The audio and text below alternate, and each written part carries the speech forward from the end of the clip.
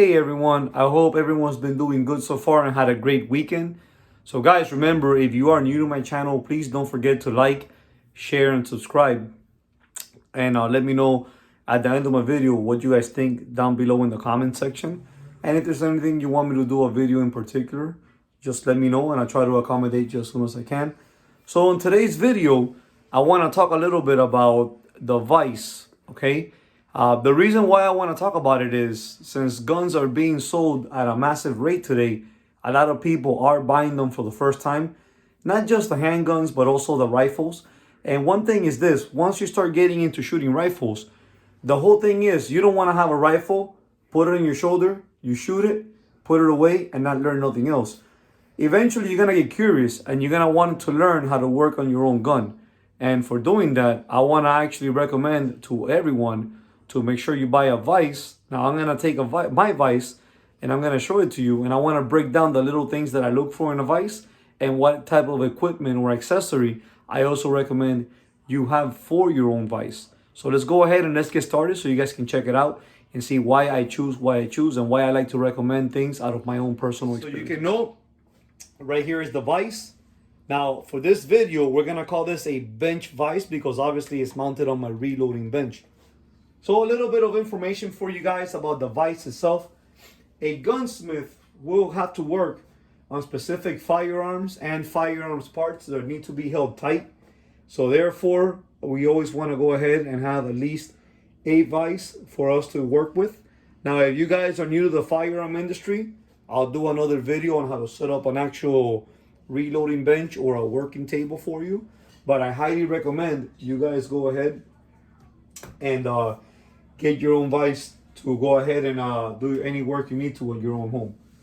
So now, when we talk about the Vise, one thing I tell people is we want to make sure that the jaws of the Vise are at least 4 inches wide. So if you do not know your Vise, this right here are the jaws. So let me open it up for you. Okay. So right here where I'm touching, this is your jaw, okay? Make sure they're about 4 inches wide. Don't go crazy. Now, somebody like me, I don't want to get the bare minimum, so I'm gonna show you the width of my my Vise jaws width. So with the tape measure, mine are 6 inches, okay? 4 is good enough, but if you want to go ahead and jump to a 6 is fine. Now, make sure that your Vise is also movable. Meaning, movable is not just gonna be this open and close, okay? Here's your close. Movable means you want to actually be able to take your Vise. Oh, it's locked. All right, you want to be able to take your Vise and move it around. So you want to focus on the Vise being able to rotate 360 degrees. Mine obviously does not do that, but I do not need it to do that. As long as mine gives me this type of rotation, it's good enough for me, okay? Let me go ahead and lock down my Vise again. Now, the whole purpose of why you want to be able to have your Vise, the ability to move around, is because if you want to work on tapered barrels, it's going to be actually good to be able to move your Vise around and set up the correct angle for you to be able to work on your barrels. So, the Vise also has specific accessories that I recommend for you to have. Now, you can use leather, you can use wood, but I want to show you some of the accessories. Here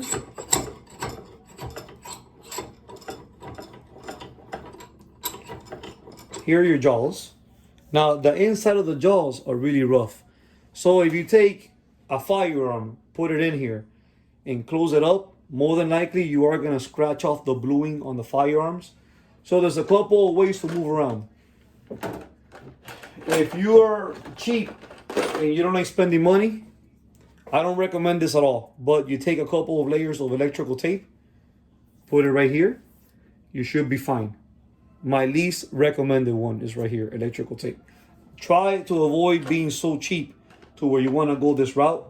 But if you want to go this route because you don't care, that's fine too. I just don't want to have somebody watch my video, use this, and then comment on my video saying that I gave them bad advice and they messed up their job.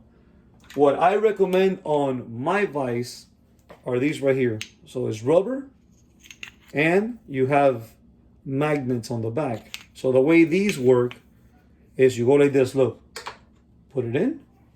See, the magnet hangs on. Other side, same thing, the magnet part. You're gonna put like this right here. There you go. And now you have the rubber to protect whatever piece you want to put in.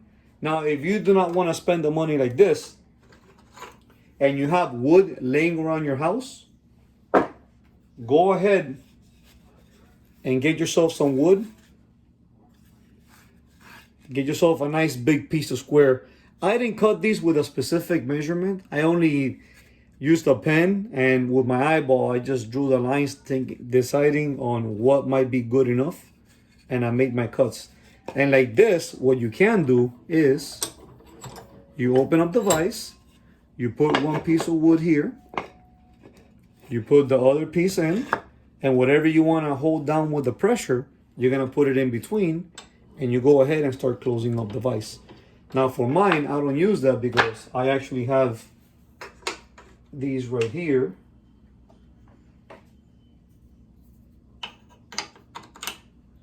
And they work perfect for me just like that, at least for everything I want to do.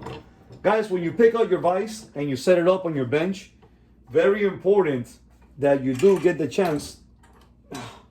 My hand hurts a little bit still from those dog bites. Be able to move it around, very important. Reason being is when you're learning how to work on your guns, you're gonna also want the vise to be able to allow you to file, saw, or cut anything you need from any angle that's gonna give you the most advantage on the vise. Now a good vise for me was what I was able to spend. So if you're tight on cash because the economy is doing really bad right now, no big deal. If you can afford $70, $80 or so, you should be fine.